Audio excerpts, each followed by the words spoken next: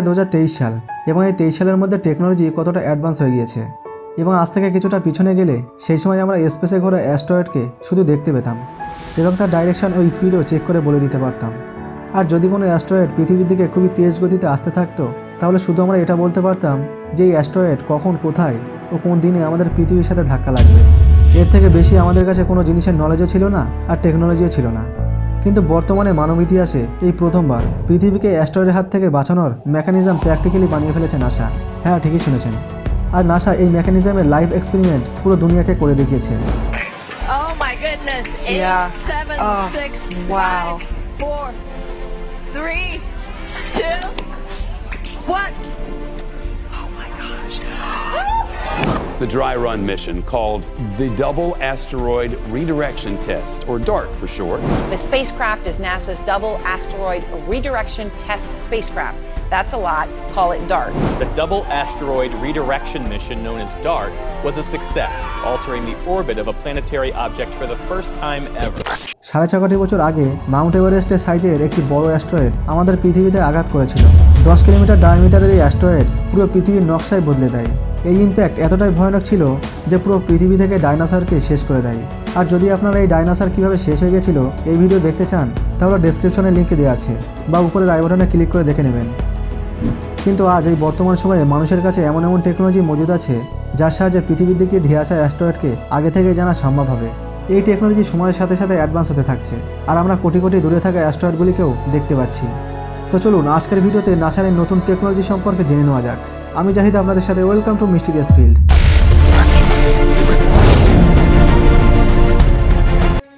নাসার কাছে ভবিষ্যতে পৃথিবীর দিকে আসা টোটাল 30,000 অ্যাস্টেরয়েডের লিস্ট আছে, যার মধ্যে 850টিরও বেশি এমন অ্যাস্টেরয়েড আছে যেগুলি সাইজ 1 কিলোমিটারের বেশি চওড়া। এই 1 কিলোমিটার শুনতেও খুবই ছোট মনে হচ্ছে, কিন্তু আপনি একবার ইমাজিন করে দেখতে পারেন আপনার বাড়ি থেকে 1 কিলোমিটার দূরত্বের এই অ্যাস্টেরয়েড কতটা বড় হতে পারে। যদিও এই অ্যাস্টেরয়েডগুলি নিয়ার আর্থ অবজেক্ট হওয়া সত্ত্বেও সোজা পৃথিবীর দিকে আসবে না, কিন্তু ভবিষ্যতে এমনও হতে পারে যে সময়ের সাথে সাথে এই অ্যাস্টেরয়েড তার ডাইরেকশন চেঞ্জ হয়ে পৃথিবীতে আঘাত করতে পারে। শুধু 1 কিলোমিটার ডায়ামিটারের এই অ্যাস্টেরয়েড যদি পৃথিবীতে হিট করে তাহলে সেটা এতটা এনার্জি প্রডিউস করবে যতটা 1000 নিউক্লিয়ার বোম ব্লাস্ট হলে উৎপন্ন হবে, ঠিক ততটাই। তাহলে এবার নিশ্চয়ই বুঝতে পেরেছেন যে কতটা ধ্বংস হতে পারে। আমাদের পৃথিবীতে অন্যান্য বিপদের হাত থেকে বাঁচা সম্ভব হলেও অ্যাস্টেরয়েডের হাত থেকে বাঁচা কোনোদিনই সম্ভব নয়। কিন্তু এই সময় নাসা এমন একটি এক্সপেরিমেন্ট করে দেখিয়েছে যার সাহায্যে আমরা অ্যাস্টেরয়েডের মোকাবিলাও করতে পারবো। হ্যাঁ, একদম ঠিকই শুনেছেন। এটি এক ধরনের প্ল্যানেটারি ডিফেন্স সিস্টেম, যেটিকে কাইনেটিক ইম্প্যাক্টর টেকনিক বলা হয়। এই টেকনিকের সাহায্যে পৃথিবীর দিকে আসা অ্যাস্টেরয়েডের ডাইরেকশন পরিবর্তন করা সম্ভব।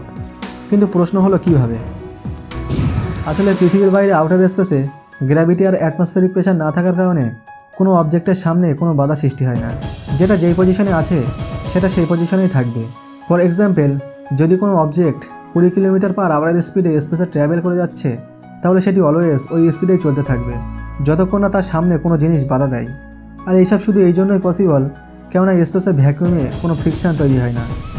অ্যাস্টেরয়েড যেটি লাখ কোটি বছর আগে কোনো কলিজনের কারণে তৈরি হয়েছিল সেগুলি স্পেসে এখনও তেমনভাবেই চলাচল করছে।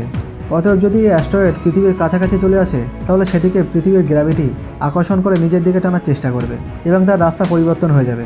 আর যদি ওই অ্যাস্টেরয়েড পৃথিবীর বেশি কাছাকাছি থাকে তাহলে পৃথিবীর সাথে কোলাইডও করতে পারে। এর হাত থেকে বাঁচার জন্য নাসার বিজ্ঞানীরা একটি আইডিয়া পেশ করে যে পৃথিবীর অ্যাটমসফিয়ারে আসার আগেই এই অ্যাস্টেরয়েডগুলিকে কোনো স্পেস প্রোবের সাহায্যে কোনো বিশেষ অ্যাঙ্গেলে কলিজন করিয়ে দেখা যেতে পারে। আর এই কলিজন শুধু এতটাই পাওয়ারফুল হতে হবে যে আমাদের পৃথিবীর দিকে আসা অ্যাস্টেরয়েডের দিক পরিবর্তন করতে পারে। বিজ্ঞানীদের এই প্ল্যান অনুযায়ী পৃথিবীর বাইরে এই ধরনের বিভিন্ন স্পেস প্রোব পৃথিবীর চারপাশে অরবিট করছে।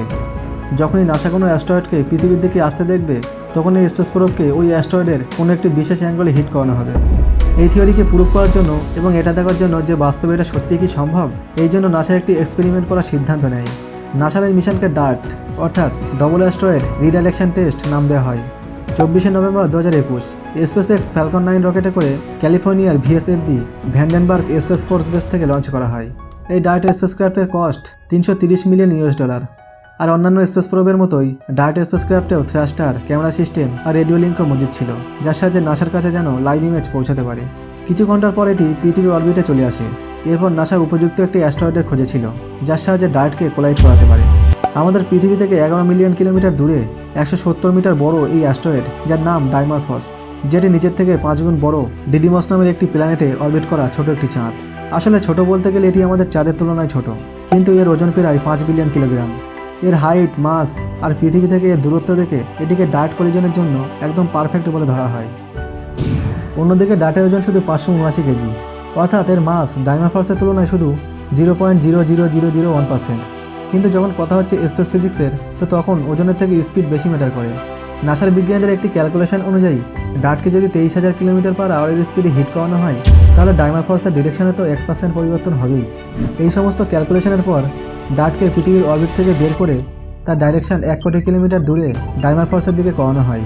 প্রায় 10 মাস ভ্রমণ করার পর 26শে সেপ্টেম্বর 2022 যখন কলিজনের সময় কিছু ঘন্টা বাকি ছিল, তখন নাসা ডার্ট স্পেসক্রাফটে লাগানো ক্যামেরা কলিজনের ফুটেজকে লাইভ করে দেয়।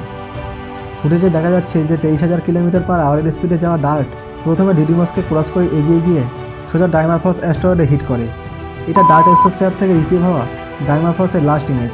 তারপর নাসা থেকে ডার্টের কানেকশন পুরোপুরি লস্ট হয়ে যায়।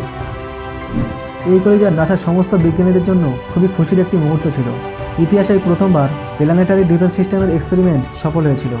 এক্সপার্টরা বলেন যে কলিজন হওয়ার পর ডার্ট স্পেসক্রাফট তো ভেঙে চুরমার হয়ে গেছে, কিন্তু ডাইমরফস এই ইম্প্যাক্টের ফলে নিজের অরবিট থেকে সরে গিয়ে অন্য একটি অরবিট বানিয়ে নেয়, যেটি ঠিক এমন দেখায়।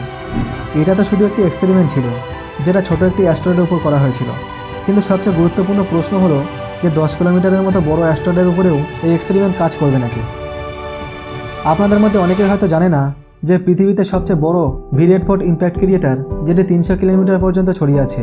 যেই অ্যাস্টেরয়েড 300 কিলোমিটারের মতো বড় ক্রিয়েটার বানাতে পারে, তার সাথে কি আমরা মোকাবেলা করতে পারবো? এবং ভবিষ্যতে কি আমরা পারবো যে পৃথিবীর দিকে আসা অ্যাস্টেরয়েডগুলিকে ধ্বংস করে দিতে? তো আপনাদের মতামত কমেন্ট বক্সে কমেন্ট করে জানাবেন। ভালো লাগলে লাইক করবেন ও বন্ধুদের সাথে শেয়ার করবেন।